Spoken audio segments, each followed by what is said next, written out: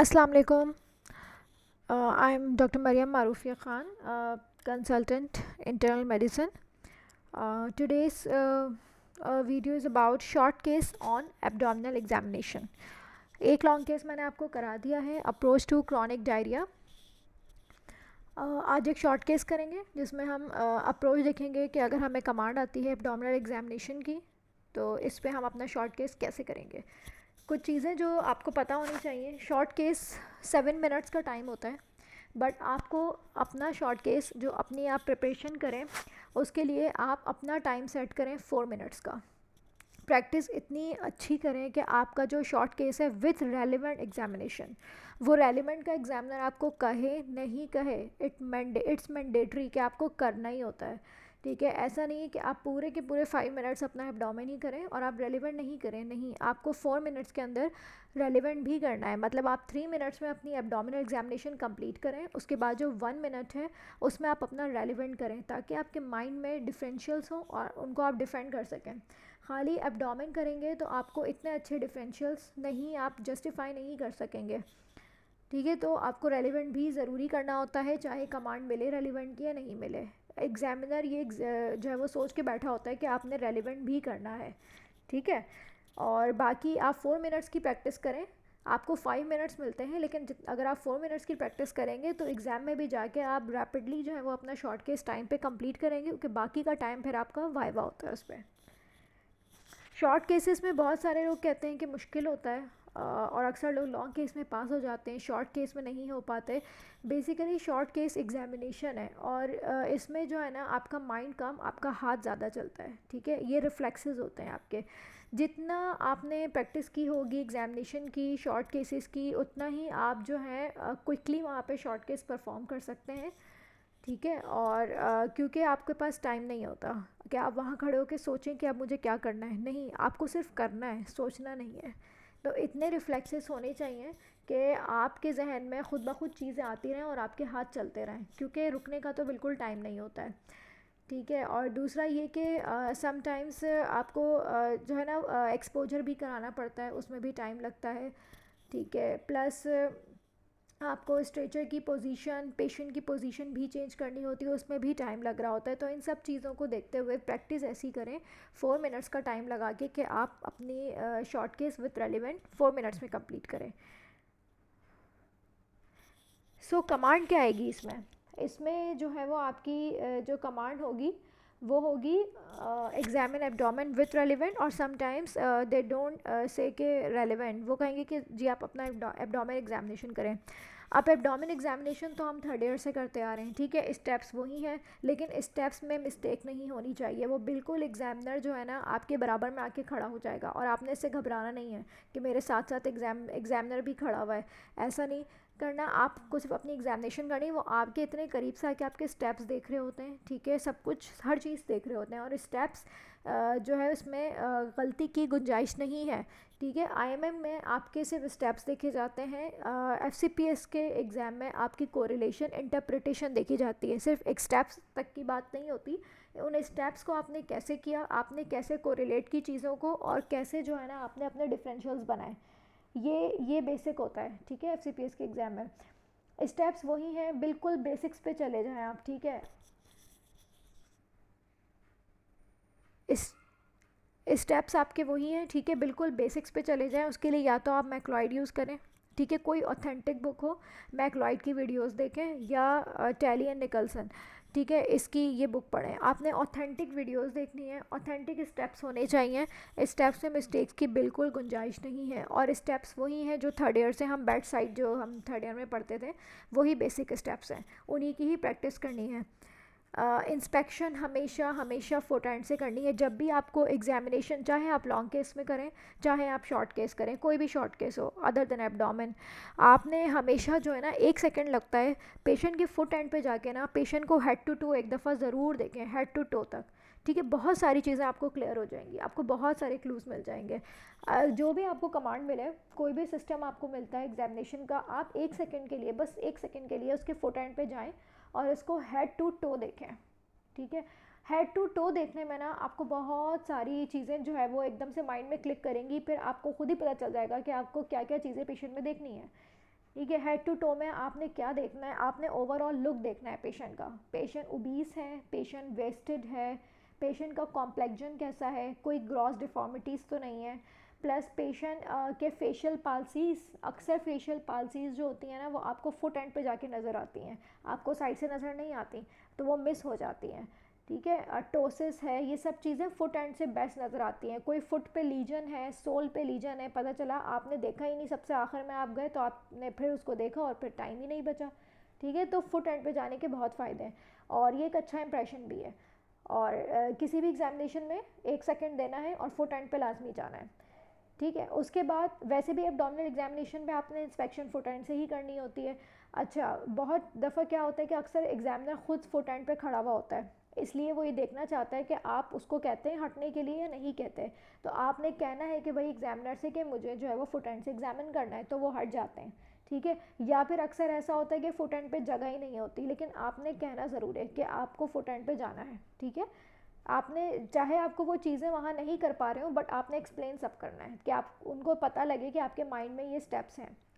ठीक है, abdominal examination में मैं सारे स्टेप्स नहीं बताऊंगी बिकॉज ये बिल्कुल बेसिक्स है, मैं सिर्फ इंटरप्रिटेशन पे बात करूँगी यहाँ पे।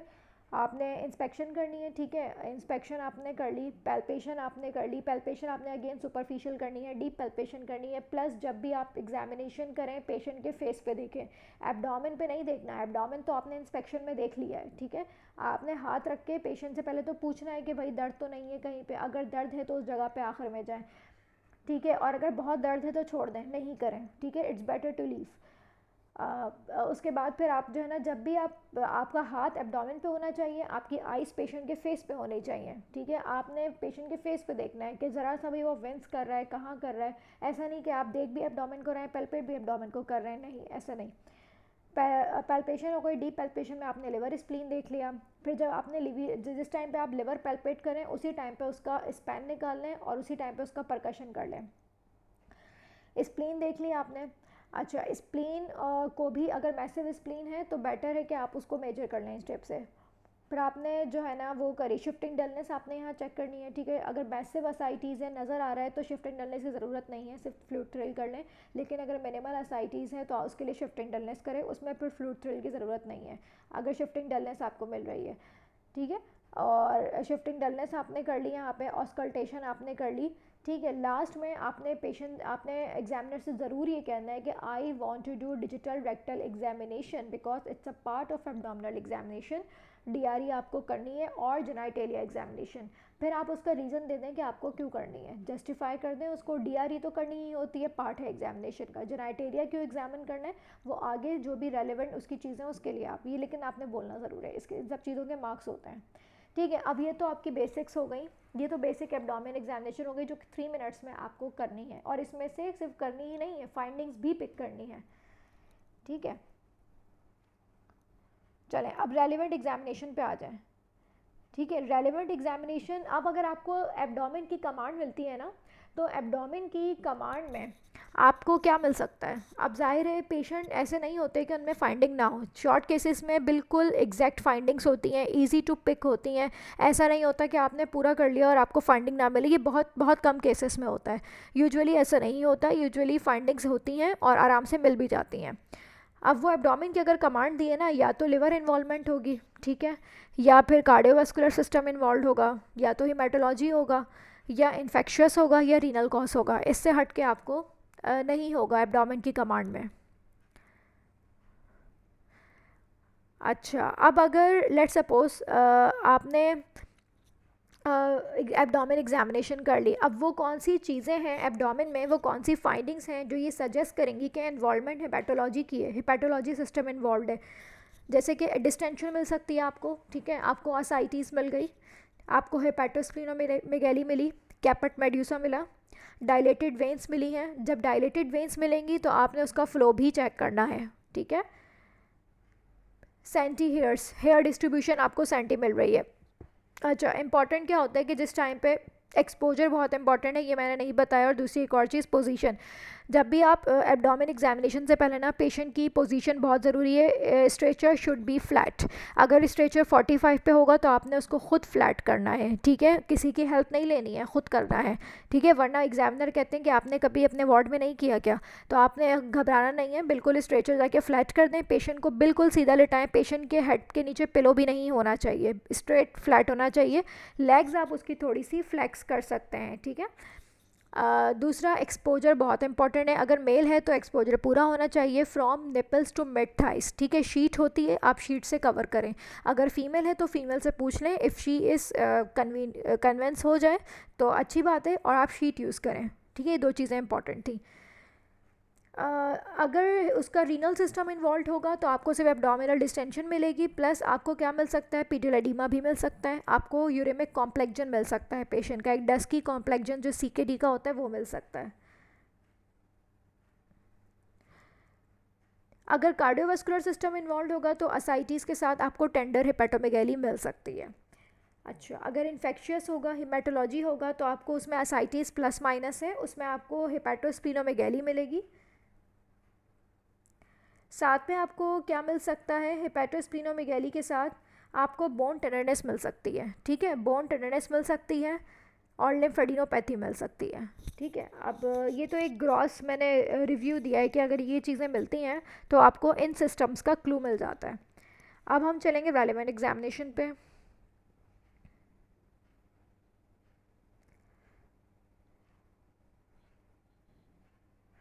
अब रेलेवेंट एग्जामिनेशन में मैं तो अब आपकी जो प्रैक्टिस हो आप उस तरह से करें, मैं तो हमेशा हैंड से स्टार्ट करती हूँ, ठीक है।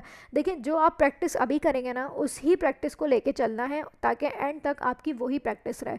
एंड टाइम में न्यू मैनूवर्स करना, अपने स्टेप्स को चेंज करना, अपने साथ जो है ना ज़्यादती करना है, क्योंकि आप फिर वो भूल जाते हैं चीज़ें, आप जो है ना सब ख़राब कर देते हैं।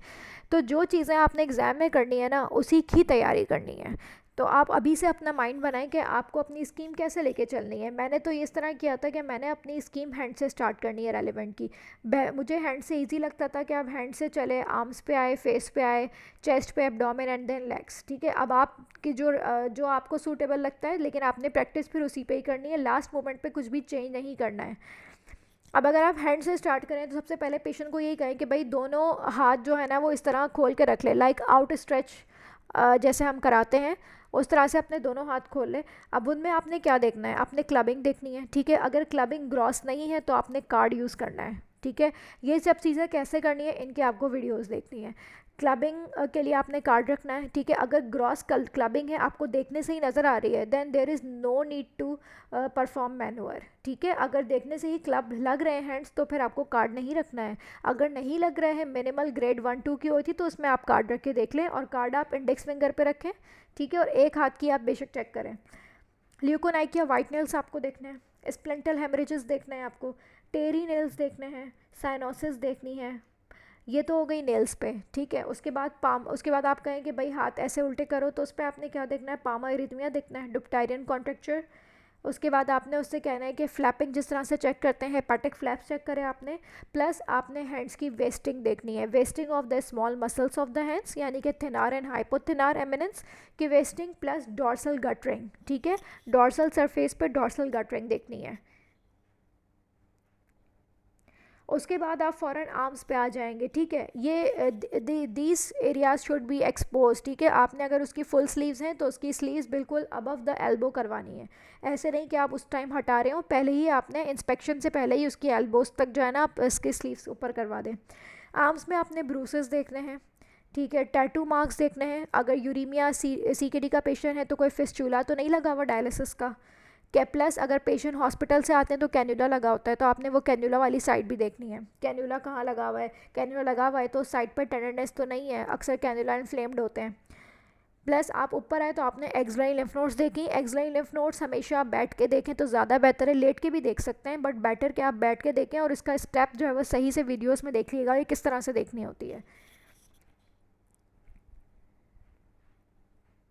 उसके बाद आप फेस पे आ जाएं। ठीक है, फेस पे आपने वेस्टिंग देखनी है। कौन सी wasting? Temporal wasting. Temporal wasting में बिल्कुल जो है ना गटरिंग हो जाती है। टेम्पोरल वेस्टिंग देखनी है। Loss of buccal fat pad देखना है। अगर इतनी प्रोमिनेंट वेस्टिंग होती है तो वो नज़र आ जाती है, बट आपको कमेंट लाजमी करना है कि टेम्पोरल वेस्टिंग है, loss of buccal fat pad है। ठीक है, फिर आपने आइस में क्या, दोनों आइस में एक साथ आप बोलेंगे ऊपर देखें फिर नीचे देखें, इस तरह आपने उसमें एक टेरस यानी कि जॉइंटिस देखना है और एनीमिया देखना है। पेरी ऑर्बिटल पफीनेस देखनी है आपको, पफ़ी आइज तो नहीं है, पफ़ी फेस तो नहीं है। ओरल कैविटी आपने देखनी है। ओरल कैविटी में आपने हाइजीन देखनी है, जनरल हाइजीन कैसी है। अगर कोई एडिक्शन होगी तो उसकी स्टेनिंग होगी। ठीक है, दूसरा अगर पिगमेंटेशंस तो नहीं है, ब्लैकनिंग तो नहीं है, ब्लैक पिगमेंटेशंस। टंग कैसी है, टंग कोटेड है पेशेंट की। Gum hypertrophy, palatal petechiae, overall pigmentation. Overall एक दफ़ा एक अच्छी जो ना ओरल कैविटी अच्छे से देखनी है। देन आप पैरोटिड ग्लैंड पे हाथ लगा के देख लें, पैरोटिड ग्लैंड स्वेलिंग पेन तो नहीं है।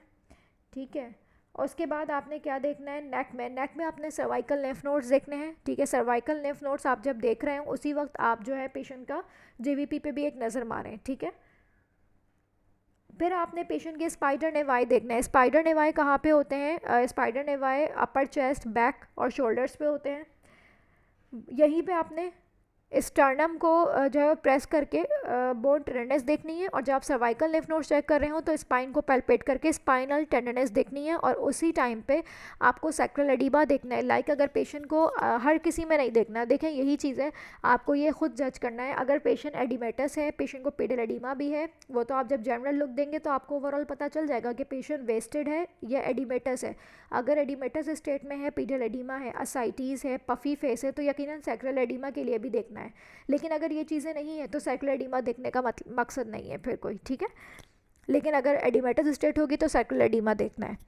उसके बाद चेस्ट पे आपको स्पाइडर नेवाई आपने देखे, फ्रंट पे गायनिकोमेस्टिया देखना है, बिठा कर देखना है। गायनिकोमेस्टिया कैसे देखते हैं? पैल्पेट करके देखना है, टेंडर है, नॉन टेंडर है। ठीक है, पीडल एडिमा, फिर आप फुट पे गए तो आपने फुट पे पीडल एडिमा देखना है। ठीक है, पीडल एडिमा अगर है तो उसका एक्सटेंट भी देखना होता है, कहाँ तक है, प्लस आपने उसमें और लॉस ऑफ हेयर्स देखने हैं कि पेशेंट के हेयर्स लॉस तो नहीं है। ठीक है, उसके बाद अगर वैसे तो टाइम नहीं मिलता, ऑलमोस्ट यहाँ पे टाइम ख़त्म हो जाता है, बट अगर टाइम हो और पेशेंट एडिमेटस हो, अगेन मैं कहूँगी कि पीडल एडिमा मिल रहा है, असाइटीज़ थी और पेशेंट को पफ़ी फेस था, तो आपने बेसिस ऑस्कल्टेट करनी है चेस्ट की फ्लूइड ओवरलोड के लिए। ठीक है, लेकिन अगर ये चीज़ें नहीं हैं और टाइम भी नहीं है तो फिर ज़रूरी नहीं है कि आप उसका चेस्ट ऑस्कल्टेट करें, और वैसे टाइम नहीं मिलता, लेकिन अगर टाइम मिल जाए तो आपने और इसी सब कंडीशन के साथ पेशेंट है तो आपने कार्डियक ऑस्कल्टेशन पे S3 ओवरलोड के लिए सुनना है। और अगर इस एग्जामिनेशन में आपको पेशेंट एनेमिक मिलता है तो आपने फिर प्रिकॉर्डियम पे गैलाप्रिदम के लिए या टैकीकार्डिया के लिए देखना है। ठीक है, और अगर आपके माइंड में इन्फेक्टिव एंडोकार्डाइटिस, लाइक आपको एब्डोमेन में स्प्लीन मिली है, आपको नेल्स में स्प्लिंटल हेमरेजेस मिले हैं, ठीक है, तब आप पे फ़र्ज़ है कि आपने कार्डियक ऑस्कल्टेशन में मरमर के लिए सुना है।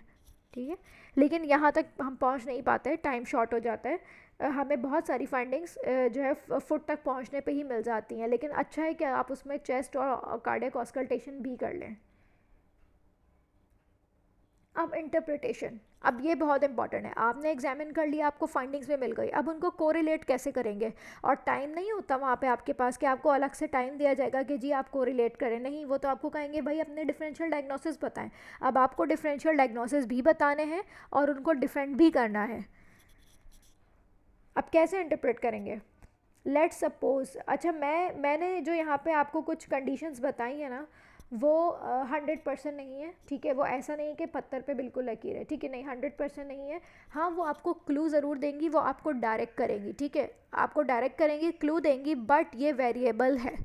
ठीक है, ये वेरिएबल कैसे है कि जितने आप शॉर्ट केसेस करेंगे एब्डोमेन के, जितनी आप वैरायटी देखेंगे, आपको खुद अंदाज़ा होगा कि नहीं ये चीज़ ऐसे नहीं ऐसे होगी। इसके डिफरेंशियल देखें यही होंगे, इससे हट के डिफरेंशियल नहीं होंगे, बस शफलिंग होगी।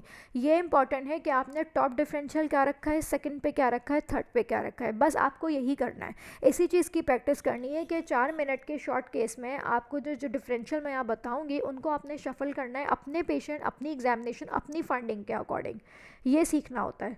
ठीक है, ऐसा नहीं है कि 100% जो मैंने बोल दिया ऐसे ही होगा, नहीं, आपको पेशेंट, ज़ाहिर है हर पेशेंट डिफरेंट होता है, उसकी फाइंडिंग्स डिफरेंट होती हैं, बस आपको उसमें कोरिलेशन आनी चाहिए। लेट सपोज आपको एब्डोमेन में हेपेटोस्प्लीनोमेगैली मिलती है और आपको रेलेवेंट में पेशेंट एनीमिक मिलता है। अब इसमें क्या डिफरेंशियल्स होने चाहिए, हेपेटोस्प्लीनोमेगैली प्लस एनीमिया। देखिए 3 ही डिफरेंशियल्स हैं, ब्रॉड टर्मिनोलॉजीज़ हैं जो एब्डोमिनल एग्जामिनेशन में हैं, जिसके फर्दर डिफरेंशियल्स होंगे। इन 3 ब्रॉड टर्मिनोलॉजीज से ही आपने अपने डिफरेंशियल डायग्नोसिस निकालने हैं, इन तीनों को याद कर लें।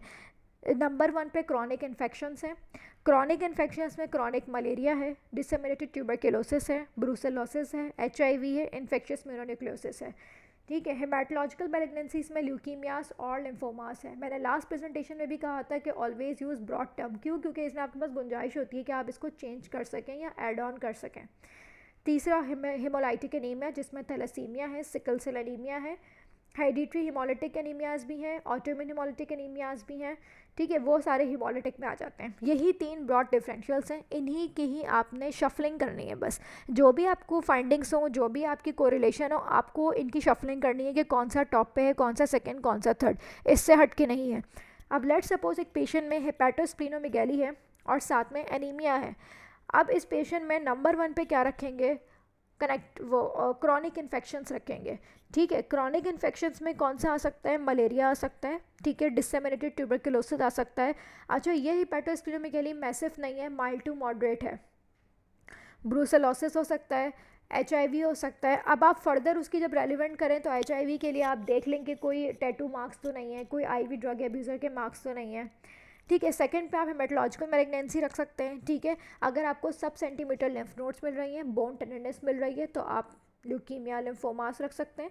हीमोलाइटिक एनीमिया लोअर डाउन पे आ जाएगा, बिकॉज पेशेंट अगर जॉइंटिस नहीं है, सिर्फ एनीमिया है। ये भी तो हो सकता है, आप ये कह सकते हैं कि पेशेंट जो है वो हॉस्पिटल से आया है, ठीक है, और हो सकता है जॉइंटिस रिजॉल्व हो गया उसका। ठीक है, but top differential should be chronic infections. अच्छा, नेक्स्ट है, यही पेशेंट अगर हो आपके पास और साथ में इसको हेपेटोस्प्लीनोमेगैली एनीमिया प्लस माइनस है लेकिन जॉइंटिस्ड है। ठीक है, अब पेशेंट जॉइंटिस भी है। ठीक है, लिवर स्प्लीन के साथ जॉइंटिस है। अब यहाँ इंपॉर्टेंट क्या है, एज बहुत मैटर करती है कि अगर तो बहुत यंग पेशेंट है, जैसे कि अंडर 20s है, तो आपने ख़ास कर देखना है कि वो शॉर्ट स्टेचर तो नहीं है, उसका टिपिकल कोर्स फेशियल फीचर्स तो नहीं है, जैसे मंगोलियन फेस थैलेसीमियास में होता है, जिसमें क्या होता है कि एक्सपेंशन हो जाती है मैक्सिलरी बोन की। ठीक है, टिपिकल फेस होता है जो आप दूर से ही देख के कह देते हैं कि ये तो थैलेसीमिया का पेशेंट है, डस्की कॉम्प्लेक्जन होगा। ठीक है, एक नज़र आपने वो देखना है कि पेशेंट हिमोलिटिक एनीमिया तो हेरिडिटरी हिमोलिटिक एनीमिया तो नहीं है, थैलेसीमिया अगर स्पेशली यंग चाइल्ड है। ठीक है, तो इसमें हिमोलाइटिक एनीमियास। ठीक है, और इसी तरह अगर यंग चाइल्ड हो, ठीक है, यंग लड़का हो, यंग चाइल्ड हो, तो इसमें फिर आपने विल्सन डिजीज़ भी आप रखेंगे। ठीक है, विल्सन डिजीज़ भी रखेंगे। विल्सन डिजीज़ भी इस तरह प्रेजेंट कर सकता है यंग में, अगर यंग पेशेंट है। ठीक है, फिर आपने उसमें आइज़ भी देखनी है केजर फ्लेशियर रिंग के लिए। ठीक है, और अगर पेशेंट जो है वो इसी तरह अगर यंग पेशेंट है तो आप इसमें ऑटोइम्यून हेपेटाइटिस भी रख सकते हैं। वही मैं कह रही हूँ ना कि आपकी जो डिफरेंशियल्स है ना, ये आप वेरी करेंगे पेशेंट टू पेशेंट। ठीक है, बस आपको ब्रॉड टर्मिनोलॉजी माइंड में रखनी है। तो मैंने आपको बताया कि अगर हेपेटोस्प्लीनोमेगैली के साथ जॉइंटिस है तो आपने एज देखनी है, यंग बच्चा है, अगर बच्चा है, यंग है और कोर्स फीचर्स हैं तो हेरिडिटरी हिमोलिटिक एनीमियास। ठीक है, मिडिल एज में है तो हेरिडिटरी तो फिर लेस लाइकली होगा, फीचर्स भी नहीं है, तो आप सिंपल हिमोलिटिक एनीमियास बोल सकते हैं। ठीक है, क्योंकि जॉइंटिस के साथ होगा। ठीक है, आप अगर यंग है तो ऑटोइम्यून हेपेटाइटिस रखेंगे। ठीक है, विल्सन रखेंगे, स्पेशली यंग में विल्सन। ठीक है, सेकंड पे आप इन्फेक्शंस रख सकते हैं। थर्ड पे आप again haematological malignancies, because short case में ना आप बहुत सारी चीज़ें बोल सकते हैं क्योंकि आपके पास टाइम नहीं होता। आप ये कह सकते हैं कि भाई मेरे पास अगर टाइम होता ना तो मैं ये चेक कर लेती, इसलिए मैं ये डिफरेंशियल डायग्नोसिस कह रही हूँ। मतलब आप जस्टिफाई कर सकते हैं, इसमें जस्टिफाई करना आसान होता है। लॉन्ग केस में क्या होता है कि आपके पास टाइम होता है, आप ये नहीं कह सकते कि टाइम नहीं था। शॉर्ट केस में टाइम नहीं होता तो आप ये कह सकते हैं कि अगर मेरे पास टाइम होता then I would like to check for this. ठीक है, सो एक ये स्कीम हो गई आपकी। नेक्स्ट है, अगर हेपेटोस्प्लीनोमेगैली के साथ लिम्फेडिनोपैथी हो, इसमें टॉप पे फिर आपका हेमेटोलॉजिकल मैलिग्नेंसी आएगा, इधर ल्यूकीमियास और लिम्फोमास। यूजुअली लिम्फोमास आते हैं, ल्यूकीमियास टॉक्सिक होते हैं थोड़े से, वो इतने नहीं आते। लिम्फोमास आ सकते हैं तो उसमें आपको अच्छी बल्कि लिम्फ नोड्स मिलेंगी। और जब आपको एक ग्रुप ऑफ लिम्फ नोड मिले ना तो आपको फिर सारी ग्रुप की करनी है, लाइक सर्वाइकल मिल रही है तो एक्सलरी भी करें और इनगोइनल भी करें। सेकंड पे आप इन्फेक्शंस कह सकते हैं, बिल्कुल इन्फेक्शंस हैं वही हैं जो मैंने लिस्ट आपको पीछे बताई है, ठीक है। थर्ड पे आप कनेक्टिव टिश्यू डिसऑर्डर्स भी रख सकते हैं अगर आपको फीचर्स मिल रहे हैं। अब मैंने बताया नहीं, लेकिन आपको खुद देखना है कि जब आप एक ओवरऑल फेस पे जब आप देखेंगे ना, तो जो कनेक्टिव टिश्यू के फीचर्स होते हैं वो तो बहुत ईजिली आप पिक कर लेते हैं। जैसे कि जब आप फेस पेशेंट का एग्जामिन कर रहे हो ना रेलिवेंट एग्जामिनेशन में, तो आप वैसे ही उसके हेयर्स देख लें, एलोपेशिया ग्रॉस एलोपेशिया का तो नज़र आ जाएगा। अगर फीमेल पेशेंट है, स्पेशली फीमेल है, तो उसमें फेशियल रैश तो नहीं है, मैलार रैश आपको वो भी विजिबल होगा। पकरिंग ऑफ लिप्स तो नहीं है, वो भी विजिबल होगी। ओरल अल्सर्स आप ओरल कैविटी में वैसे ही आपको दिख जाएंगे, ठीक है। तो ये जो कनेक्टिव टिश्यू की फीचर्स होते हैं ना, ये बहुत, ये तो आप जी वैसे ही जो है ना जनरल लुक में ही देख सकते हैं। तो अगर आपको ये फीचर्स मिल रहे हैं तो फिर आप थर्ड नंबर पे कनेक्टिव टिश्यू डिसऑर्डर भी रख सकते हैं, उसमें भी लिम्फ नोड्स आपको मिल सकती हैं, ठीक है। नेक्स्ट हो गया इफ़ मैसिव हेपेटोस्प्लीनोमेगैली या मैसिव स्प्लीनोमेगैली। अब अगर मैसिव स्प्लीनोमेगैली आती है या मैसिव हेपेटोस, अगर मैसिव हेपेटोस्प्लीनो है तो अगेन इन्फेक्शन डिसेमिनेटेड ट्यूबरकुलोसिस हो गया। सेकंड पे हेमेटोलॉजिकल मैलिग्नेंसी जिसमें माइलोप्रोलिफरेटिव डिसऑर्डर्स भी हैं और लिम्फोप्रोलिफरेटिव डिसऑर्डर्स भी हैं। नेक्स्ट आपका हो गया हेपेटोस्प्लीनोमेगैली और स्प्लीनोमेगैली विद असाइटिस। अब यहाँ असाइटिस भी आ गई है, ठीक है। असाइटिस के साथ आपको लिवर स्प्लीन मिल रहा है या असाइटिस के साथ आपको खाली स्प्लीन मिल रही है। अब यहाँ पे आपका टॉप पोर्टल हाइपरटेंशन होगा। Portal hypertension could be cirrhotic, could be non cirrhotic. Second पे आप हेमेटोलॉजिकल मैलिग्नेंसीज लिम्फोमास रख सकते हैं, ठीक है। थर्ड पे आप इन्फेक्शंस रख सकते हैं। फोर्थ पे आप कनेक्टिव टिश्यू डिसऑर्डर्स भी रख सकते हैं, बिकॉज सीरोसाइटिस हो सकता है कनेक्टिव टिश्यू डिसऑर्डर्स में, उसमें आपको असाइटिस प्लूराइसी ये सब चीज़ें मिल सकती हैं। और इन्फेक्शन में ट्यूबरकुलोसिस के साथ भी असाइटिस मिल सकती है। नेक्स्ट है आपका टेंडर हिपेटोमेगैली विद जॉइंटिस। अब अगर टेंडर हिपेटोमेगैली के साथ जॉइंटिस आता है तो इसमें एज बहुत इंपॉर्टेंट है। अगर age middle age less than 40 है, देन इन्फेक्शियस एटियोलॉजी, उसमें अगर आपको जॉइंटिस भी मिल रहा है तो एक्यूट वायरल हेपेटाइटिस हो सकता है, ठीक है। रिजॉल्विंग लिवर एब्सेस हो सकता है, आप ये कह सकते हैं कि पेशेंट का रिजॉल्विंग लिवर एब्सेस हो सकता है। अल्कोहलिक हेपेटाइटिस की भी फर्स्ट प्रेजेंटेशन हो सकती है। और अगर पेशेंट सेकंड पे आपको कंजेस्टिव हेपेटोमेगैली, कंजेस्टिव कार्डियक फेलियर के साथ भी टेंडर हेपेटोमेगैली होती है, उसमें फिर आपको फर्दर क्या मिलेगा, जीवीपी रेस मिलेगी, पीडियल एडिमा होगा, पेशेंट थोड़ा सा पफी होगा, ठीक है। कंस्ट्रक्टिव पेरिकार्डिटिस में डिसप्रोपोर्शनेट एडिमा होता है, लाइक असाइटिस बहुत ज़्यादा होगी और पेरिफेरल एडिमा इतना नहीं होगा। राइट हार्ट फेलियर के साइंस होंगे, जीवीपी रेस होगी। थर्ड पे बटकियारी सिंड्रोम आप कह सकते हैं, बिल्कुल टेंडर एब्डोमेन होता है उसमें। लेकिन अगर एज अबव 40 है और ओल्ड एज पेशेंट है और टेंडर हेपेटोमेगैली है तो देन हेपेटोमा। और साथ में फिर आपने देखना है कि वेस्टेड लुक तो नहीं है, ज़ाहिर ओल्ड पेशेंट है, मैलिग्नेंसी आप कह रहे हैं तो मैलिग्नेंसी की चीज़ें सपोर्टिव भी तो होनी चाहिए। आप एक हेल्दी इंसान में तो मैलिग्नेंसी नहीं कह सकते, उसका जनरल लुक ही बताएगा कि वो मैलिग्नेंसी उसमें होगी, लाइक वो वेस्टेड होगा, ठीक है, बिल्कुल ही कैचेक्सिक लुक होगा और ओल्ड पेशेंट है और इस तरह प्रेजेंटेशन है कि टेंडर हेपेटोमेगैली देन हेपेटोमा, देन फिर मेट्स हो सकते हैं, सेकेंडरी मेट्स हो सकते हैं लिवर में। थर्ड पे इन्फेक्शंस भी हो सकते हैं, ठीक है। And again congestive cardiac failure अगर एडिमेटस लुक है। अगर नॉन टेंडर हिपेटोमेगैली के साथ जॉइंटिस है तो नॉन टेंडर हिपेटोमेगैली अगेन एज को क्लासिफाई करें। एज अगर यंग है तो ऑटोइम्यून हेपेटाइटिस, ठीक है। Alcoholic, resolving infection, lymphoma. Lymphoma कैसे हो सकता है, जॉइंटिस कराता है कि अगर एब्डोमिनल लिम्फोमा है, लिम्फ नोड्स पोर्टा हेपेटिस पे कंप्रेशन देती हैं, इसलिए पेशेंट को जॉइंटिस होता है। अबव 40 है तो hepatoma and then rest of the same differentials like alcoholic, resolving infection, lymphoma. Then tender hepatomegaly with ascites. Tender hepatomegaly के साथ असाइटिस है ना, तो आपने क्या देखना है, एक्यूट और क्रॉनिक लिवर डिजीज़। भाई क्रॉनिक लिवर डिजीज़ के साथ जब एक्यूट कोई वायरल हेपेटाइटिस होता है, एक्यूट में हेपेटाइटिस ए और ई है, ठीक है, या अगर हेपेटाइटिस बी के साथ सुपर इन्फेक्शन डी हो जाए तो पेशेंट आपके पास ऐसे ही एक्यूट एब्डोमेन के साथ आता है, तो अब उसको acute and chronic liver disease कहते हैं। सेकंड हेपेटोमा, हेपेटोमा में भी पेशेंट को वर्सनिंग होगा, उसका स्टेटस वर्सनिंग होगा, टेंडर हिपेटोमेगैली। थर्ड पे बटकियारी सिंड्रोम प्रेजेंट कर सकता है। मेटास्टेसिस डिजीज़ में भी पेशेंट को टेंडर हो सकता है, ठीक है। अब अगर ये तो हो गया आपका एब्डोमेन का, ठीक है, कि एब्डोमेन में लिवर स्प्लीन मिलता है, असाइटिस मिलती है, तो आपका रेलिवेंट एग्जामिनेशन फिर आपने किस तरह से करना है। देखिए रेलिवेंट एग्जामिनेशन बहुत आसान है कि इसमें कुछ और चीज़ें भी मैं यहाँ ऐड करूँगी कि लाइक अगर इसी प्रेजेंटेशन के साथ लिवर स्प्लीन के साथ आपको जनरलाइज पिगमेंटेशन मिलती है, ब्लैकनिंग मिलती है पेशेंट की, जनरलाइज पिगमेंटेड है, तो फिर आप उसमें हीमोक्रोमेटोसिस भी रख सकते हैं, ठीक है। वो देखिए ये सब चीज़ें वेरी करती हैं।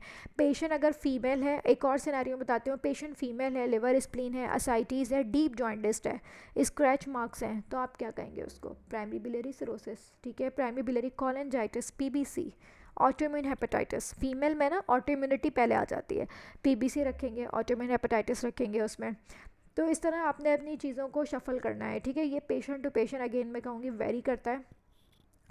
अब लेट सपोज एपिगैस्ट्रिक में मास आपको मिला है, ठीक है। अब आपने इसमें रेलिवेंट एग्जामिनेशन में क्या देखना है? जॉइंटिस, पेशेंट डीप जॉइंटिस हो, पेशेंट के स्क्रैच, जब जॉइंटिस होता है तो स्क्रैच मार्क्स होते हैं प्रूराइटस के, शाइनी नेल्स होते हैं, प्लस अगर ओल्ड पेशेंट है, डीप जॉइंटिस है, कैचेक्सिक है, आपने supraclavicular left side lymph nodes लाजमी देखनी है वेरिकोस नोड मैलिग्नेंसी के लिए।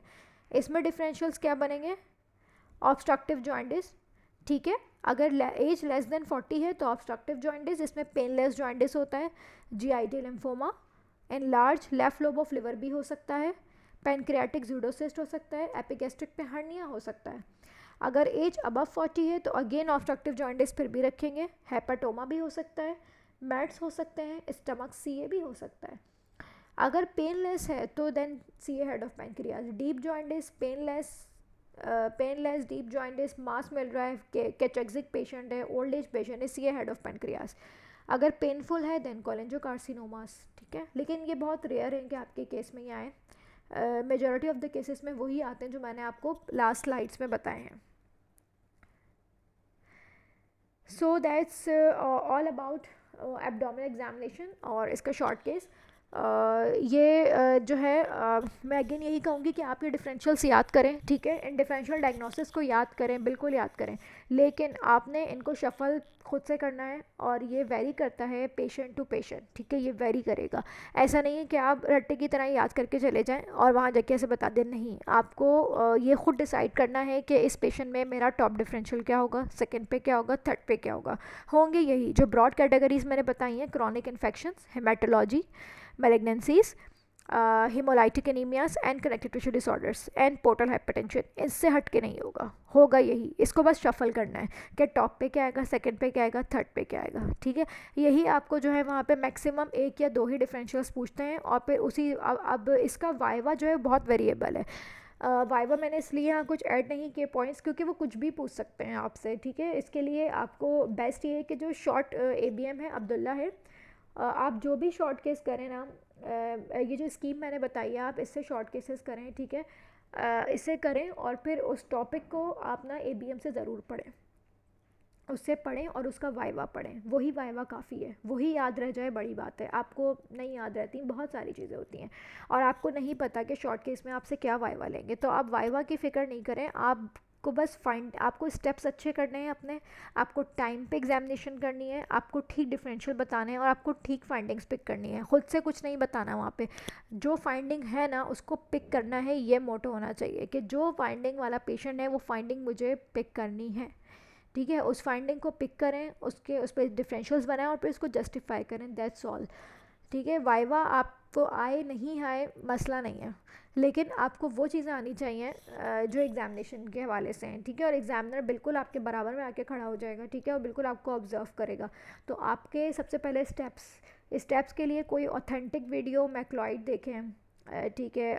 बेसिक चीज़ें जो है ना, जिनमें हम बेसिक चीज़ों में मिस्टेक्स नहीं होनी चाहिए, स्टेप्स मिस्टेक्स नहीं होनी चाहिए, स्टेप्स पूरे होने चाहिए। तो एक अच्छा से या तो पेपर पे लिख लें सारे स्टेप्स, ठीक है, और अच्छी वीडियो देख के अपने सबसे पहले स्टेप्स करेक्ट करें। जब स्टेप्स करेक्ट हो जाएं तो फिर आप बाकी चीज़ों पे काम करें, ठीक है। ओके, गुड लक, अल्लाह हाफिज़।